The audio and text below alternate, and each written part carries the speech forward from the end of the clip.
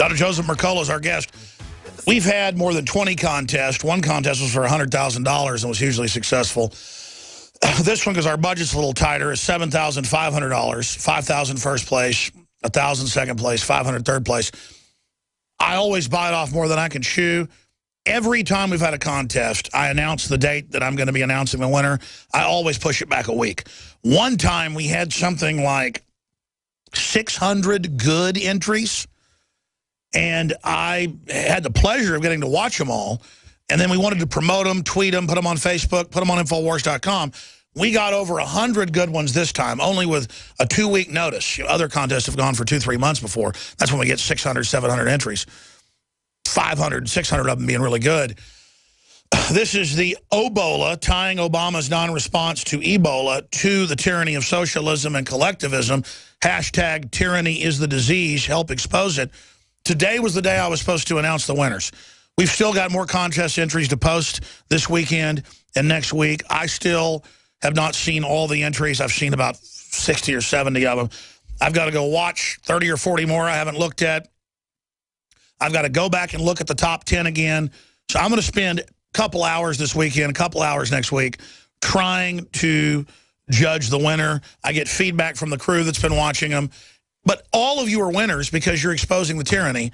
You're out there being political activists. That's what it's all about. Look, one movie, Super Size Me, helped trigger a revolution that was already under the surface to revolutionize and really turn the tide against the poison, the additives, the plasticizers, the GMOs, the chemicals in the food.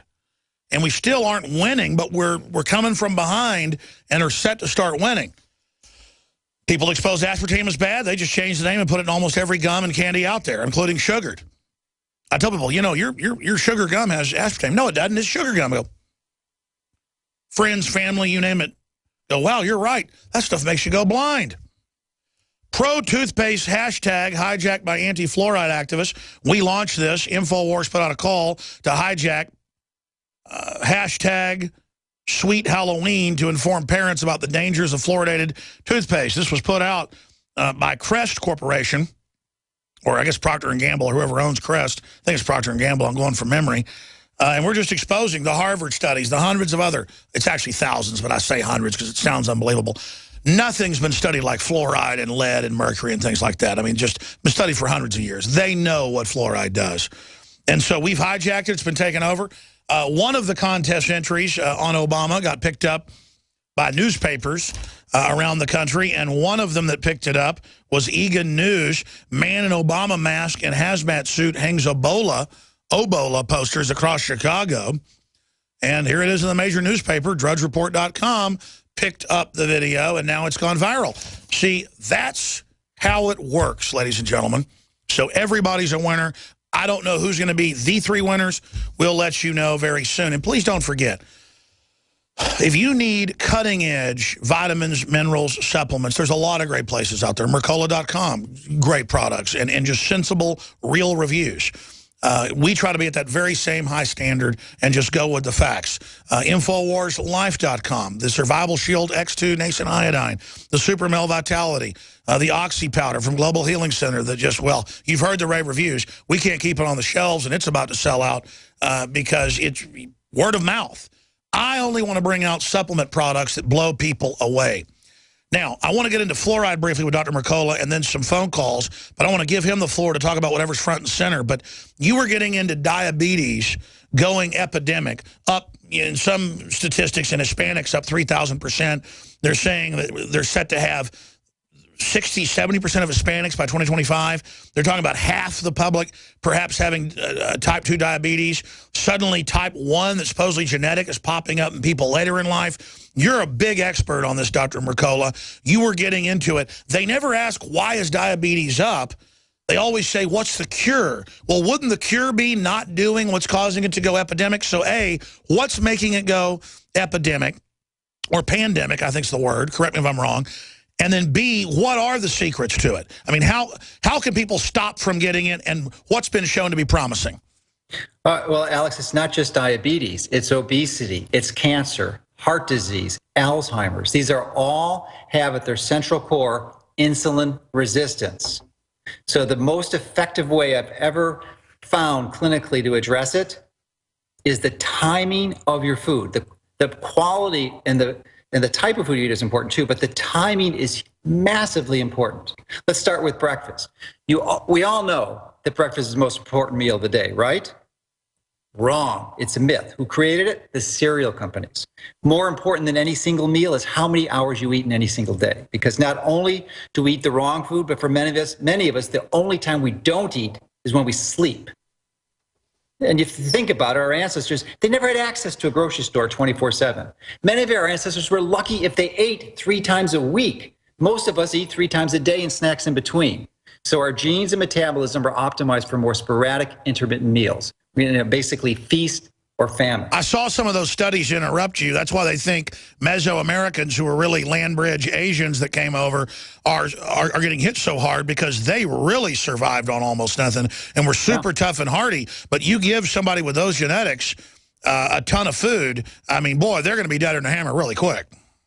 Yeah, so that is the key. See, we're basically, most of us are feasting 24/7, and we just don't go into the fast mode. And the fast mode doesn't have to be for long periods of time, but if we do it regularly, there's a number of ways to accomplish this. And the most effective way that I found is, and you only need to do this as long as the insulin resistance persists. And how do you know? You either take a fasting blood insulin level, your weight normalizes, you don't have diabetes, or you're not taking a statin drug. So if those things disappear, you don't have to do this. But until those things disappear, do the 3-8-3. Stop eating at least 3 hours before you go to bed, sleep 8 hours, and start eating at least 3 hours later than you do now. And then when that happens, magic occurs. You'll be less hungry, you lose your cravings. That's now happened. It's just the most amazing thing. It's just absolutely incredible. I did a juice cleanse about 4 months ago, and that and pure iodine and eating healthier, all of a sudden, I'm not even doing what I was doing before, and the weight is just coming off exponentially. Yeah, it's just massively important. So it's just the timing. If you restrict your eating window to 6 to 8 hours a day until the insulin resistance disappears, it's amazing.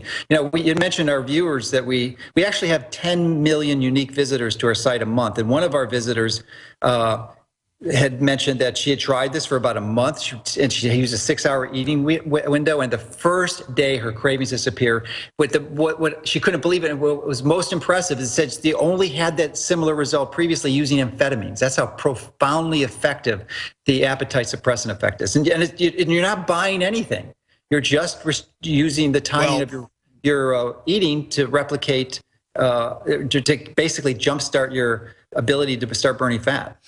Well, that's the old Hollywood secret that I've been told by so many people there, models, you name it, famous actors. They've all told me, Alex, the key, because back then I was fat, not super fat, but overweight. They say, man, you'll lose that weight. Don't ever eat after the sun goes down. And that's just well known by models, you name it. Never eat after the sun goes down. Yeah. That's a good strategy. So, and if you do that and you get your insulin resistance under control, then you don't have to worry about infections because you'll improve your insulin resistance, but you also improve your gut microbiome. And interestingly, you know, you talked about the artificial sweeteners like aspartame, which I think we're making major progress on, but there's scientists that figured out, they published a study last month in Nature, we figured out how one of the major mechanisms how aspartame actually causes you to gain weight. Well, I remember you being on my show like 15 years ago, and a medical doctor as well, Dr. Blaylock, saying, we have evidence that aspartame, stuff in Diet Coke, makes you fat. Now suddenly CBS News headline, diet sodas make you fat. Go ahead, tell us about that. Well, the mechanism, the reason how it makes you fat, we didn't know until like a few months ago, is that it alters your microbiome, your gut microbiome for the worse. You get the wrong bacteria growing there, which causes you to gain weight. So it's all about improving your gut flora and decreasing the insulin resistance. You get those 1-2 punches, and there's almost no disease that you can't turn around. It's so profoundly effective. Now, clearly, you need a health coach to fine-tune some of the more complex diseases. But you know, if you got to get the basics down. You know, I'm a big fan of the Bulls when they had Michael Jordan, and he was a great superstar. But you know, one of the reasons they were so good is because of their coach, who basically grill them on the basics. And if you don't do the foundations, any fancy supplement in the world is not going to help you. You've got to get the foundations right. Staying away from sugar, of artificial sweeteners, chlorinated water, getting enough sleep. It's mundane, but it really does work. It's very powerful. And getting the insulin resistance resolved by something like intermittent fasting. So they basically found the way to shut off the fat gene. Well, it's not the fat gene. What happens is when we eat all these excess carbohydrates and we're eating regularly, we're not fasting, then that builds up enzymes that basically suppress our body's ability to produce something like lipase, which helps burn our fat. So we don't. No, I understand that, but I'm saying it's in the genetics that we're not designed to do this. So you turn off the fat gene, even though it's not really a fat gene, by getting in line with your genes. Right. Yeah. Well, let me ask you this then: what would you call this then? This huge scientific discovery? Well, the general term is called intermittent fasting in the literature. I call it effortless eating because it truly is effortless, Alice. I've never seen anything so magical. Once you get that insulin resistance resolved, the hunger cravings disappear. The only time you're hungry is when you need to eat. You don't have these cravings for sugar or junk food. They disappear.